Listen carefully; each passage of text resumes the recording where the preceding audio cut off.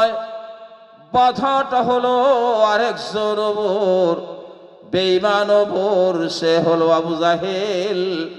মুরুক্ষের বাবা আল্লাহর নবী নাম রেখেছিলেন, কিন্তু মক্কার মানুষ তার নাম রেখেছিলেন আবুল হাকাম। অত্যন্ত জ্ঞানী, অত্যন্ত জ্ঞানী, কিন্তু আল্লাহর নবী বলেছেন তুমি ঘন্টার জ্ঞানী, তুমি ঘন্টার জ্ঞানী, তুমি হলে জ্ঞানীর বাবা নয়, তুমি হলে মুরুক্ষর বাবা। তুমি আমার কাছে বললে ওই চন্দ্রটা পর্যন্ত যদি তুমি 2 টুকরা করে দিতে পারো, আমি মুসলমান হয়ে যাব।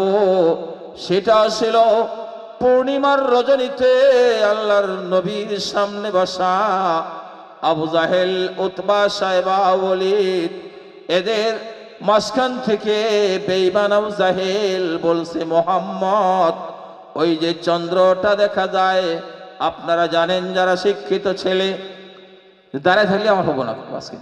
আমি একটা কথা, মানুষ কম থাকলে হবে, দাঁড়ায় থাকলে হবে না। সিট ডাউন, বসে বসে যান, অসুবিধা কি? এই রাতটা আপনাদের জন্য কাল কিয়ামতের মাঠে নাজাতের জরিয়া হবে। জোরে বলেন সুবহানাল্লাহ। আমরা তো এটা জানি না, তথ্য আরো শুনুন। সপ্তাহের মধ্যে সোমবার এবং বৃহস্পতিবার ভালো কাজ করার বেশি চেষ্টা করবেন। কেন? সোমবার এবং বৃহস্পতিবার যা করেছেন সপ্তাহে 168 ঘন্টা, একটা হলো 3 দিন, একটা হলো 4 দিন, একটা হলো সোমবার, একটা হলো বৃহস্পতিবার, আপনি যা কিছু করেছেন আল্লাহর কাছে আমলটা জমা করা হয়। জোরে বলেন সুবহানাল্লাহ। তাহলে আজকে রাত সোমবারের রজনীতে একটা জলসার মধ্যে সারা রাত জেগে জেগে আপনারা জলসা শুনেছেন এবং ফজরের নামাজ ঠিকই পড়েছেন, এই আমলটা আজকে বিকালে আপনার কাছে জমা হবে। জোরে বলেন সুবহানাল্লাহ। তাহলে বুঝি না কেন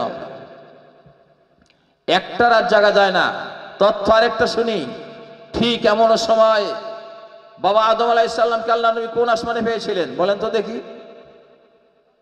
শুনেছি আদমকে পেলেন প্রথম আসমানে, 2 নম্বরে মামা ভাগনা ঈসা এবং ইহইয়া, 3 নম্বরে ইউসুফ, 4 নম্বরে ইদ্রিস, 5 নম্বরে হারুন, 5 নম্বরে হলো ইয়া, 6 নম্বরে হলো হারুন, 6 নম্বরে হলো হযরতে মুসা আলাইহিস সালাম, 7 নম্বর হযরত ইব্রাহিম, 4 নম্বরে ইদ্রিস, 3 নম্বরে ইউসুফ, 2 নম্বরে আবার উল্টা করে বলছি ঈসা, ইহইয়া, 1 নম্বরে আদম। আল্লাহ তাবারক তাআলা এখন রয়েছেন প্রথম আসমানে। প্রথম আসমানে সে বলছে, কে আছো? চ্যাংমারি এলাকার মানুষ, তুফানগঞ্জ সাব ডিভিশনের মানুষ, নট অনলি তুফানগঞ্জ, সারা পৃথিবীর জমিনে যে যেখানে আছো, এখন আমার কাছে তোমরা যা চাইবে তাই দেওয়া হবে। জোরে বলেন সুবহানাল্লাহ। একে বলে শেষ রজনী। শেষ রজনীতে যা চাবেন তাই পাবেন। আর 5 ওয়াক্ত নামাজের মধ্যে ফরজ নামাজ পড়ার পর হাত তুলে আল্লাহর কাছে যাহা চাইবেন তাই পাবেন। জোরে বলেন সুবহানাল্লাহ।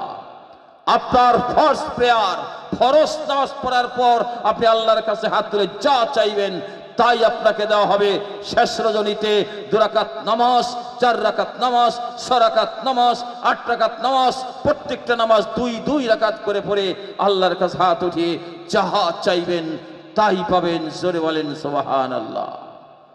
একটা রাত এত ভালোবাসতেন বাদশাহ শাহজাহান, মমতাজকে এত ভালোবাসতেন, ভালোবাসার নজির আপনাদের চোখের সামনে পৃথিবীর জমিনের নজির আর হবে না, হয়নি, আর হচ্ছেও না। পৃথিবীতে তাজমহল বানালেন মমতাজের জন্য, যে তাজমহলের যেটা রোজগার 22 বছরে বানালেন তাজমহল, সেই তাজমহলের যেটা রোজগার, সেই রোজগারটা যদি সরকারে না নিয়ে মুসলমানে বানিয়েছিল, মুসলমানের সন্তানেরা স্কুলে যায়, তাদের জন্য যদি সরকার খরচ করত, শুধু এই চাংমারির কথা নয়, এই তুফানগঞ্জের কথা নয়, কুচবিহারের কথা নয়, আলিপুরের কথা নয়, দার্জিলিংয়ের কথা নয়, কালিম্পংয়ের কথা নয়, জলপাইগুড়ির কথা নয়, উত্তর দক্ষিণ দিনাজপুরের কথা নয়, মুর্শিদাবাদের কথা নয়, মালদার কথা নয়, বর্ধমানের কথা নয়, 27টা জেলা 23টা জেলার কথা আসা নয়, সারা ভারতবর্ষের সমস্ত সন্তানাদির পড়াশোনার খরচ হয়ে যাবে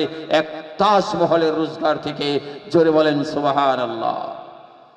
বাদশাহ শাহজাহান যদিও ভালোবাসতো, বলে কি, মমতাজকে রাত 12টা বেজে গেল, 1টা বেজে গেল। তাজমহল যার জন্য বানালেন, এত ভালোবাসলেন, আমাকে ছাড়ো, আমাকে পড়তে হবে, আমি যতই তোমাকে ভালোবাসি তার চাইতে আমি আল্লাহকে ভালোবাসি, আমাকে পড়তে হবে কয়েক রাকাত তাহাজ্জুদ নামাজ। জোরে বলেন সুবহানাল্লাহ।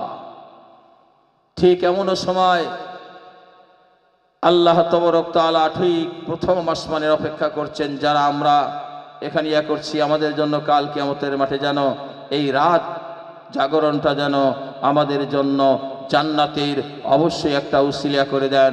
আমরা সবাই বলি আল্লাহুম্মা আমিন।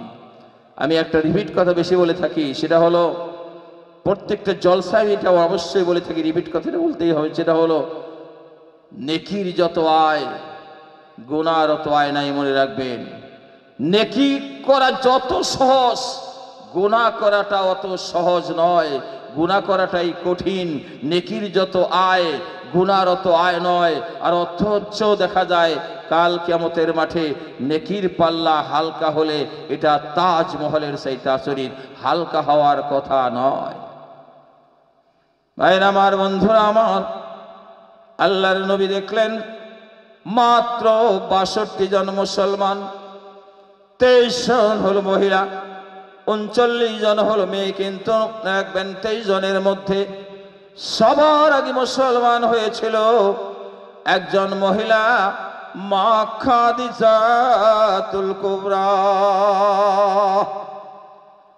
যার জন্য আমি মাদেরকে ভালোবাসি। কেন ভালোবাসবো না? পৃথিবীর জমিনে সর্বপ্রথম আল্লাহর নবী যখন ডাক দিলেন লা ইলাহা ইল্লাল্লাহ বলে, সর্বপ্রথম যদি কেউ সাক্ষী দিয়েছিল হুজুর আপনি আল্লাহর রাসূল, সর্বপ্রথম এই কথাটা বার হয়েছিল একজন মহিলার মুখ থেকে, সে ছিল মা খাদিজাতুল কুবরা। তো আল্লাহর নবী দেখলেন মাত্র 62 জন মুসলমান, বাধাটা কোথায়? আল্লাহর নবী হিসাব করে দেখলেন একজন হলো ওমর ফারুকে আজম, আর একজন হলো বেঈমান আবু জাহেল।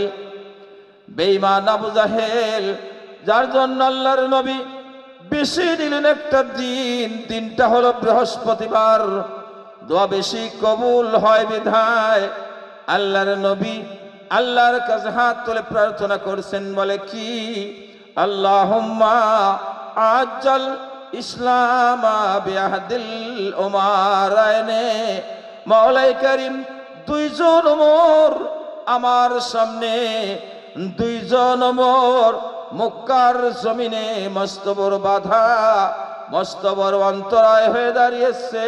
তাই তুমি 2 জন ওমরের মাঝখান থেকে একজন ওমরকে তুমি মুসলমান করে দিয়ে তুমি ইসলামটাকে শক্তিশালী করে দিয়ে। বলেন সুবহানাল্লাহ। আল্লাহর নবী চাইলেন 2 জন ওমরের মাঝখান থেকে একজন ওমর। তাই কপাল ভালো, ওমর ফারুক মুসলমান হয়ে গেল। আবু জাহেলের কপালে হলো না, আবু জাহেল হলো জাহান্নামী আর ওমর হলো জান্নাতি। পরের দিন শুক্রবার আল্লাহর নবীকে হত্যা করতে গেলেন। কে গেলেন? সে হলো ওমর। আল্লাহর নবীকে হত্যা করতে গিয়ে, আল্লাহর নবীকে শিকার করতে গিয়ে নিজেই শিকার হয়ে গেলেন। হযরত ওমর মুসলমান হয়ে গেলেন 63 নাম্বার মুসলমান। বলেন সুবহানাল্লাহ। তিনি কত সুন্দর মিল। ওমর ফারুক 63 নম্বর মুসলমান, তিনি 63 বছর বেঁচে ছিলেন। আল্লাহর নবী 63 বছর বেঁচে ছিলেন। হযরতে আলী 63 বছর বেঁচে ছিলেন। হযরতে আবু বকর 63 বছর বেঁচে ছিলেন। কত সুন্দর একটা তথ্য আমি